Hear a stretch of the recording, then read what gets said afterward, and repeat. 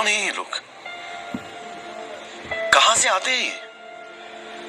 परमेश्वर का वचन निर्गमन अध्याय 20 वचन 5 में मूर्ति पूजा के लिए मना करता है। निर्गमन अध्याय 20 वचन 4 में परमेश्वर का वचन कहता है कोई मूर्ति ना बनाना। इसके विरोध में या इसके जवाब में कैथोलिक प्रचारक पुरोहितों का कहना है कि जिस परमेश्वर ने मूर्ति पूजा के लिए मना किया उसी परमेश्वर ने मूर्ति बनाने का वरदान भी दिया है और वचन से ये साबित भी कर रहे हैं। निर्गमन अध्याय 31 वचन 1 से 6 बसलेल और ओहोलीआब को मूर्ति बनाने का परमेश्वर ने वरदान दिया। कैथोलिक प्रचारकों का कहना है कि प्रभु ने जो कांसे या पीतल का सांप मूसा के द्वारा बनवाया था वो भी तो आखिर मूर्ति ही है। इसलिए हम मूर्ति पूजा कर सकते हैं, मूर्ति बना सकते हैं, मूर्ति रख सकते हैं, इसमें कोई बुराई नहीं है। आइए इनके कुछ वीडियो को देखते हैं, फिर इन्हीं बातों का जवाब हम परमेश्वर के वचन से इन्हें देंगे ताकि लोग सच्चाई को जाने कि आखिर सच्चाई क्या है।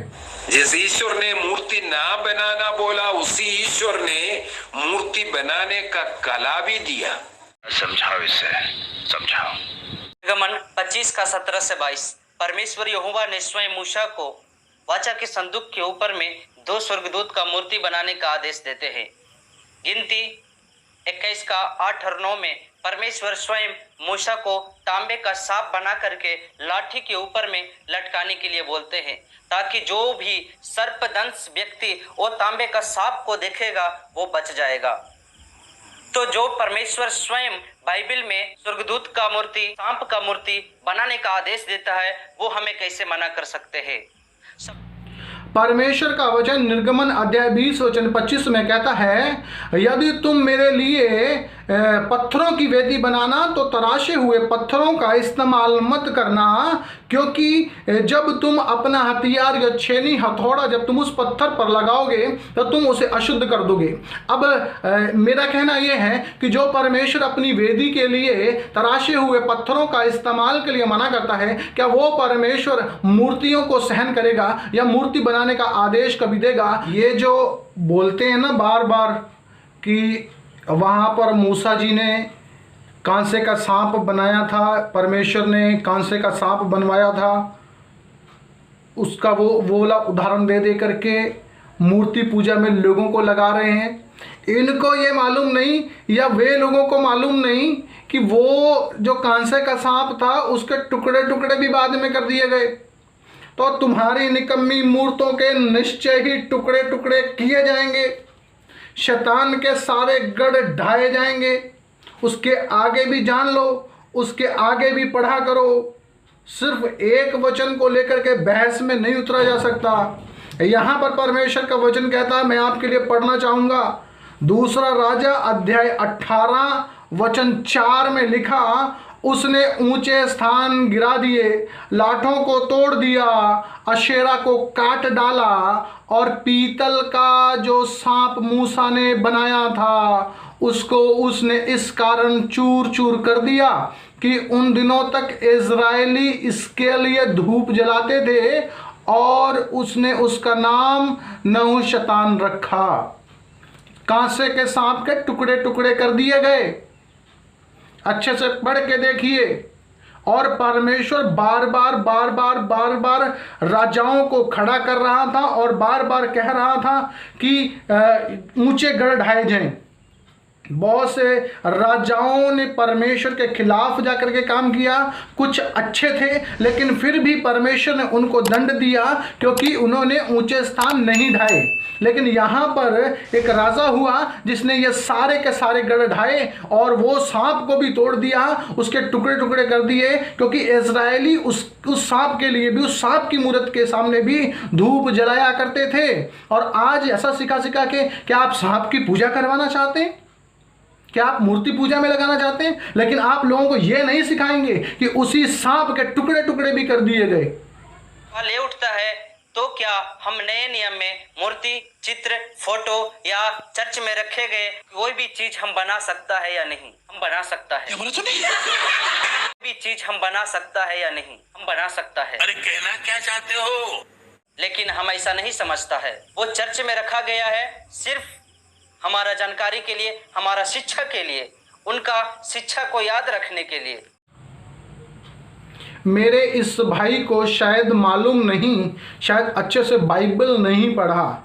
यदि बाइबल पढ़ा हो और बार बार उसका अध्ययन किया हो तो मेरे भाई को मालूम होगा कि मूर्ति कुछ भी सिखा नहीं सकती या मूर्ति कुछ बोल ही नहीं सकती, तो वो आपको सिखाएगी क्या। मेरे इस भाई का कहना ये है कि हम मूर्तियों को अपने चर्च में इसलिए रखते हैं कि मूर्तियां से हम सीख सकते हैं, लेकिन परमेश्वर का वचन इसके विरोध में, इसके खिलाफ में है। परमेश्वर का वचन कहता है कि हाय उस पर, किस पर, जो मूर्ति से कुछ पूछे और मूर्ति से शिक्षा ले। और ये भाई कहता है हम मूर्ति से शिक्षा प्राप्त कर सकते हैं, हम मूर्ति से सीख सकते हैं। तो परमेश्वर का वचन हबक्कूक नबी की पुस्तक अध्याय 2 वचन 18 में जब हम लोग पढ़ते हैं, कहता है खुदी हुई मूर्तों में क्या लाभ देखकर बनाने वाले ने उस मूर्त को खोदा है, फिर झूठ सिखाने वाली और ढाली हुई मूर्तों में क्या लाभ देखकर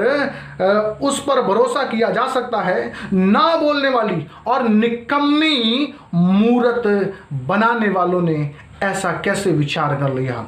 आगे कहता हाय उस पर जो काठ से कहता है उठ और अबोल पत्थर से कहता है उठ, क्या वह सिखाएगा। ऐसा ही परमेश्वर का वचन कहता है, क्या वह सिखाएगा। देखो वह सोने चांदी में मढ़ा हुआ है परंतु उसमें आत्मा नहीं है। और फिर ये लोग कहते हैं कि वो शिक्षा के लिए उससे हम सीख सकते हैं। बताओ भला क्या सीख सकते हैं। परमेश्वर का वचन कहता है उससे कुछ सीखा ही नहीं जा सकता। हालेलुया। हाय उन पर, धिक्कार, लानत उन लोगों पर जो ऐसा बोलते हैं कि हम मूर्ति से शिक्षा प्राप्त करते हैं। अच्छे से बाइबल पढ़ लो और परमेश्वर का वचन जान लो।